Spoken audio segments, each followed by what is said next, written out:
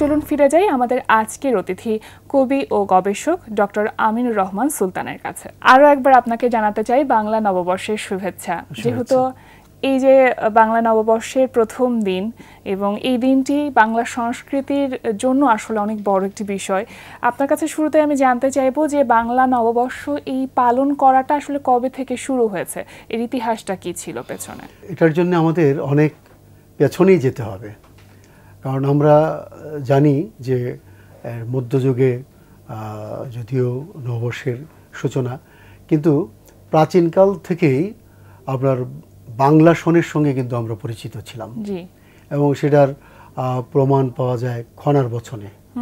খনায় যখন বলেন যে বৈশাখের প্রথম জলে আশুদান দ্বিগুণ ফলে, সেটা কিন্তু খনার বচন। অর্থাৎ বৈশাখের যদি জল হয় তাহলে সেক্ষেত্রে আশু ধান মানে আউশের যে ধান, এখন হয়তো ওই আউশের ধানটা এখন আর হয় না, কিন্তু কোথাও কোথাও হয়, কিন্তু ওই সময় আউশ ধানটাই কিন্তু বিষয় ছিল।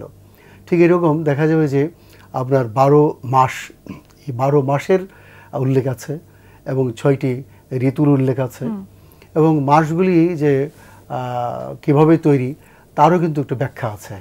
যেমন কোন রাশিতে আপনার কোন নক্ষত্রের অবস্থান, সেই প্রেক্ষিতে আমাদের যে 12টি মাস তারও কিন্তু উল্লেখ আছে। যেমন বিশাখা যে নক্ষত্র, সেখান থেকে আমাদের বৈশাখ মাসের সূচনা। তো এরকম আমাদের 12টি মাসের সূচনা এইভাবে হয়েছে। তো ফলে আমরা বলবো যে আমাদের সেই সুপ্রাচীনকাল থেকেই বাংলা মাসের সঙ্গে আমরা পরিচিত ছিলাম। কিন্তু সেটা আমাদের যে বাংলা নববর্ষের যে বিষয়টা, সেটা কিন্তু আসলে আরও অনেক পরের ঘটনা। তো সেক্ষেত্রে আবার অনেকেই আমাদের বলে থাকেন যারা বিশেষজ্ঞ, বিশেষ করে বাংলা নিয়ে, তো সেক্ষেত্রে প্রথমেই বলেন যে আমাদের যে গৌড়ের যে অধিপতি ছিলেন আমাদের শশাঙ্ক, অনেকে মনে করেন যে শশাঙ্ক থেকেই সেই বাঙালি আনার যে বিষয়টা, সেটা প্রথম সূত্রপাত এবং শশাঙ্কই বাংলা সনের আবির্ভাব ঘটিয়েছিলেন।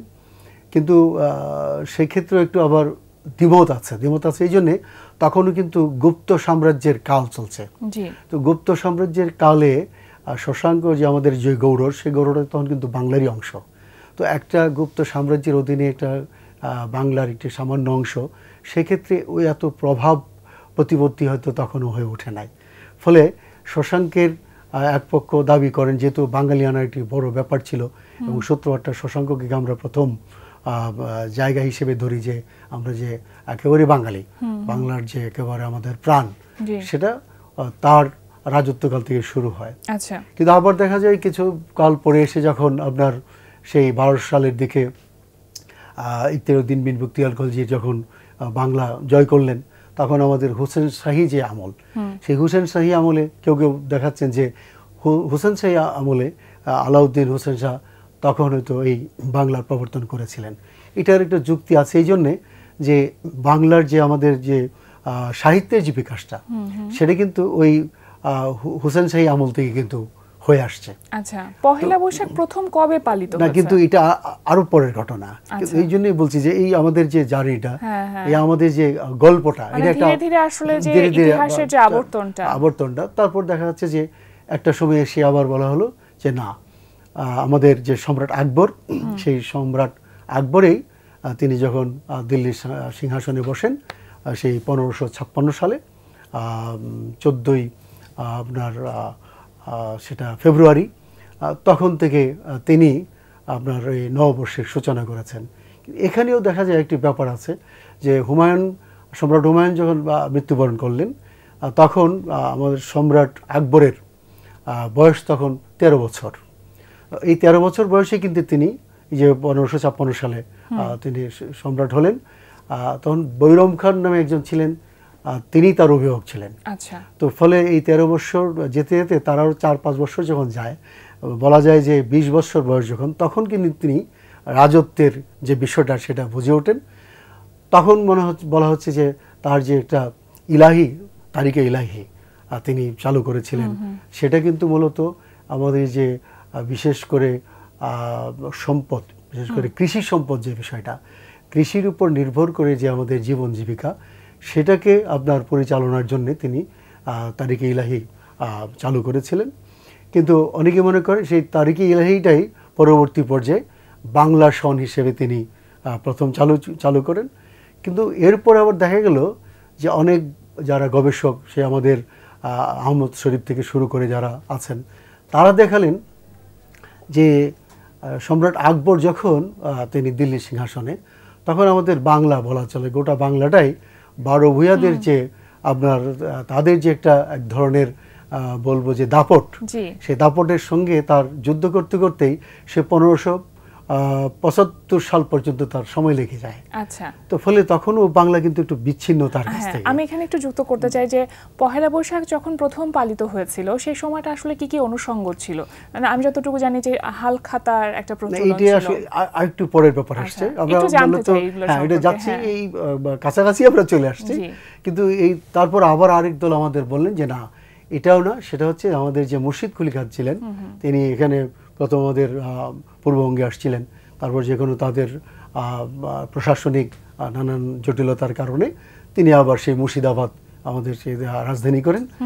তখন দেখা যাচ্ছে যে এই নবাবদের প্রয়োজনে এই মুর্শিদ কলিকার আমল থেকে বিশেষ করে আমাদের বাংলার যে সম্পদ, বিশেষ করে কৃষি সম্পদ, এই কৃষক এবং কৃষিকে নির্ভর করে যে বাংলার যে আমাদের যে চাহিদা, বিশেষ করে তাদের যে প্রশাসনিক বা তাদের যে সম্পদ আহরণের যে বিষয়টা ছিল, সেটা ছিল ওই বাংলা মাস কেন্দ্রিক করার কারণে তখন এই প্রথম বলা যায় ওদের হাত হয়েই এই নববর্ষের সূচনা হয়। নববর্ষের সূচনা যখন হয় তখন এই প্রথম যে বিষয়টা ছিল আপনার কাছে আসি, সেটা আগে হালকাতা না, সেটাকে আমরা আমানি বলতে পারি। আমানিটা হচ্ছে যে ধরেন এটাও কিন্তু ওই নববর্ষকে কেন্দ্র করেই, সেটা হচ্ছে আমাদের যে চৈত্র সংক্রান্তি হয়, অর্থাৎ চৈত্র মাসের শেষের দিন, বৈশাখের আগের যে রাতটা, সে রাতে দেখা গেল যে একটা কলসিতে পানি ভর্তি করে রাখা হতো। এখানে আপনার আধা সিদ্ধ বা এমনিতেই সিদ্ধহীন কিছু চাল, ভেজানো চাল, এটা ভিতরে রাখা হতো। আর কচি আমের পাতা, একটা ডাল শুদ্ধ সেখানে ভিজিয়ে রাখা হতো। সারা রাতে রাখা হতো। সকালবেলায় উঠে সেই যে আমের পাতায় যেসব পানি থাকতো, এই পানি আপনার গায়ে, মানে সবার গায়ে ছিটানো হতো। এটাকে একটা পুণ্য অর্থে তারা ব্যবহার করতেন, মানে মঙ্গলসূচক বিষয়টা সে এনেছিল। এবং আর এই যে চাল বললাম, আধা সিদ্ধ চাল, ওই চাল নিয়ে তারা সবাই অল্প অল্প খেতেন না, এই যে শুরুতে, ওইটাকে বলে আমানি। মানে প্রথম উৎসবটা, এই নববর্ষ কেন্দ্রিক যে বিষয় উৎসবটা, এই উৎসবটা প্রথমে এটা ছিল আমানি। এবং এটা একেবারেই লোকায়ত জ্ঞান থেকে সৃষ্টি এবং লোকায়ত ভাবনা থেকে সৃষ্টি, যেটাকে আমরা লোকজ সংস্কৃতির একেবারে আদি যে উৎসব, সেটাকে আমরা বলতে পারি। এই আমানির পরের যে বিষয়টা পরে আসছে আপনার পুণ্যাহ। পুণ্যাহ অর্থাৎ ওই বছরের প্রথম দিন সেই কৃষক যারা, তারা কি করতেন, ওই নতুন জামার মানে পাঞ্জাবি, সেই নতুন লুঙ্গি টুঙ্গি পরে তারা সেই প্রশাসনিক কাজে যারা নিয়োজিত ছিলেন, জমিদার কিংবা নবাবরা, সেখানে তারা যেতেন, গিয়ে তাদের যে খাজনা বলি বা তাদের যে প্রাপ্য জিনিসগুলো, সেটা সেই তাদের পুণ্য অনুষ্ঠানে দিতেন। এই পুণ্য অনুষ্ঠানের পর দেখা গেল যে এই বিষয়টা, এই নববর্ষের যে বিষয়টা, সেটা আরো ছড়িয়ে পড়লো আরো একেবারে প্রত্যন্ত অঞ্চলের মানুষের কাছে, মানে বিস্তর পরিসরে। সেটা কিভাবে ছড়িয়ে পড়লো, সে তখন চলে আসলো হালকাতা। হালকাতা দেখা গেল যে একজন লোক তিনি ব্যবসা করেন, সেই ব্যবসা করতে গিয়ে তিনি বাকিতে জিনিস বিক্রি করেন, তার যে জন্য একটি আবার খাতা থাকতো, লাল বাধাই খাতা, সে খাতায় তাদের বাৎসরিক যে হিসাব থাকতো। ওই হালকাতার দিন তারা আসতেন, এসে এই টাকা দিতেন। ওই টাকা দেওয়ার পরে আবার এই দিন মিষ্টিমুখ করাতেন। এবং এটাকে উপলক্ষ করে দেখা যাচ্ছে যে গ্রামীণ যে লোকসংস্কৃতির যে লোকগান, তখন সেটাকে কেন্দ্র করে আবার সৃষ্টি হয়ে গেল লোকগানের ধারা। সেই বাউলরা, সেই মানে পালাকাররা, সেখানে দেখা যাচ্ছে যে ওই হালকাতা কেন্দ্রিক তারা আবার সেই গানের আসরও, তারা সংস্কৃতির বিকাশটা আসলে সময়ের সাথে সাথে কিভাবে পরিবর্তিত হয়েছে। এই পরিবর্তনটা মানে এই যে ধীরে ধীরে একটা প্রভাব পড়ে যায়। কিন্তু এই নববর্ষটা আরেকটা ব্যাপার হচ্ছে, নববর্ষের ইতিহাসের সঙ্গে, এটা আমার কথা না, ঐতিহাসিক যারা তাদেরই কথা, সেখানে কৃষি এবং কৃষক এটা একেবারে সম্পৃক্ত। বড় একটি অনুষঙ্গ হচ্ছে পান্তা ইলিশ। এই পান্তা ইলিশ খাওয়ার প্রচলনটা আসলে কিভাবে শুরু হলো? আসলে এটাও আমি মনে করি একটা প্রভাব আছে আমাদের। এক সময় তো আমাদের মধ্যযুগটা কিন্তু ছিল পারস্য সংস্কৃতির, বা আমাদের তো ভাষাটা ফার্সিক ভাষার একটা ব্যাপার ছিল। তো সেক্ষেত্রে একটা যোগসূত্র কিন্তু আছে। আচ্ছা। তো সেই ক্ষেত্রে দেখা যাচ্ছে যে আমাদের নওরোজ, যেটা পারস্যের যে নওরোজ, যে নববর্ষ পালন হয়, সেখানে এই নববর্ষেও কিন্তু ওই এদের যে নওরোজ, অর্থাৎ নতুন বছরের যে বিষয়টা, তো সেখানেও ওদের কিন্তু নিজস্ব কিন্তু খাবারের কিন্তু বিষয় আসা আছে সেই সকাল বেলায়। তো সেক্ষেত্রে গ্রামীণ যে বিষয়টা ছিল, সেটা গ্রামীণ বিষয়টা কিন্তু আসলে পান্তাযুক্ত ছিল না, এটা অস্বীকার উপায় নেই। কারণ আমরা আমাদেরও ছোটকালের আমরা দেখেছি যে আমাদের ঘরে ঘরেই আমরা সেখানে দেখা যাচ্ছে যে পান্তা করা হয়েছে, আবার সেখানে আপনার মরিচ, শুকনো মরিচ ভাজা ভেজে নিয়ে আবার পেঁয়াজ অথবা কাঁচামরিচ এই যে এইগুলি যুক্ত থাকতো। সেক্ষেত্রে ব্যাপারটা হচ্ছে দেখেন, এই যে রূপান্তরের যে জায়গাটা আসছে, সেখানে আমাদের যে একসময় যে লোকসংস্কৃতি ছিল কি গ্রামীণ, সেই লোকসংস্কৃতি, গ্রামীণ লোকসংস্কৃতিটা পর্যায়ক্রমে হয়ে গেল আরবান লোকসংস্কৃতি, মানে আরবান ফোকলোর। এই আরবান ফোকলোরের অংশ কিন্তু হচ্ছে আপনার এই যে পান্তা ইলিশ। ফলে এটা কিন্তু সম্পৃক্ততা, তো ফলে হয় কি এটা হতেই পারে মানে রূপান্তরের একটা ফল, রূপান্তরের জায়গা, এবং এটা সংযুক্ত হওয়ার কারণ হচ্ছে একসময় লোকসংস্কৃতি ছিল কেবলই গ্রামীণ, কিন্তু পরবর্তী সময় দেখা গেল যে এই যে শহরে এসে গ্রামীণ মানুষ যারা আছে তারাও শহরে বসবাস করছে, আবার শহরে আবার নতুন করে একটা শ্রেণী তৈরি হচ্ছে। ফলে এই তৈরি হওয়ার ফলে এখানেও কিন্তু নতুনত্ব চলে আসে। কারণ এটা আসারও অন্যতম কারণ, যেহেতু আমরা বলেই থাকি যে ইলিশ হচ্ছে আমাদের কি জাতীয় মাছ, ফলে ব্যাপারটাও কিন্তু এখানে একটা প্রভাব পড়ে। আপনি ফোকলোর সাহিত্য নিয়ে গবেষণা করছেন, আপনার কাছে আমি একটু জানতে চাইবো যে আপনার ছোটবেলার যে পহেলা বৈশাখ পালন সেটা কেমন ছিল, উদযাপনটা কেমন হতো? একটা জিনিস মজার ছিল যে এই যে বললাম না সকালবেলায় যে পান্তা ভাতের সঙ্গে আপনার যে শুকনো মরিচ ভাজা মানে ভেজে নিয়ে তারপরে কাঁচামরিচ আবার একটু পেঁয়াজ, এটাই বড় বড় হয়েছে আমি মনে করি। আরেকটার সঙ্গে আমাদের, আমি বৃহত্তর ময়মনসিংহে বড় হয়েছি। ময়মনসিংহ অঞ্চলে আমাদের চেপা বলে একটি কথা আছে, শুটকি না, যেমন পুঁটি মাছ সকালে একটা শুটকি হয়ে যায়, আবার সেটা মটকায় রেখে মাটির নিচে রাখার পরে একটা প্রসেস বা পদ্ধতি হয়, সেটা একটু নরম তুলতুলে থাকে, ওইটা আবার চেপা বলে। আমাদের সেখানে আবার লাল মরিচের সঙ্গেই ওই যে চেপার এটা ভর্তা, সেটাও যুক্ত ছিল। পাশাপাশি আরেকটা যেটা ছিল, যেটা বললাম, ওই যে হালকাতাটাও কিন্তু তখন ছিল। কারণ আমার বাবাকে দেখতাম যে ওই মিষ্টির দোকানে দেখা যাচ্ছে যে হয়তো মিষ্টির বাকি আছে, কিংবা কোনো দোকানে বা সেনে বাকি আছে, তিনি চাকরি করতেন, তো দেখা গেলো সেই আপনার মাস শেষে টাকা দিতেন। তো এই অর্থে আমাদের সেক্ষেত্রে বৈশাখ যখন আসতেন, সেখানে কিতাব আলী নামে একজন আমাদের ঈশ্বরগঞ্জের ব্যবসায়ী ছিলেন, মনিহারি দোকানের। আমরা দেখা যাচ্ছে ওই কিতাব আলী চাচার দোকানে আমরা সেখানে ওই হালকাতা খেতে যেতাম। আমাদের দৈবকের মিষ্টির দোকান, আমার বাবার বন্ধু ছিলেন তিনি, এখনও আছে, খুব নাম করা ঈশ্বরগঞ্জে। আমরা সেখানে দেখা যাচ্ছে আমরা খেতে যেতাম। পাশাপাশি যেটা হচ্ছে ওই যে দোকানে আপনার বিকেলবেলা বাউল গান হতো, যেটা আমাদের ময়মনসিংহ অঞ্চলে আবার সেটাকে বাউল গান না বলে বাউলা গান বলা হতো। বাউলা গান হচ্ছে এক ধরনের ওই পালা গানেই এক ধরনের বিচার গান, আপনার যে কোনো একটা বিষয়কে কেন্দ্র করে শরীয়ত মারফত নারী পুরুষ এই ধরনের বিষয় হতো, তা হচ্ছে পাল্টাপাল্টি গান। আবার সেই গানের আসর যে মজা, ওই মজাটাকে আমরা যেভাবে পেতাম, এটা হয়তো এখন আর এভাবে পাচ্ছি না। অনেকেই বলেন যে পহেলা বৈশাখ মানে আসলে এই একদিন, মানে বৈশাখের প্রথম দিন একদিন পালন করা মানেই আসলে একদিনের জন্য বাঙালি হয়ে ওঠা।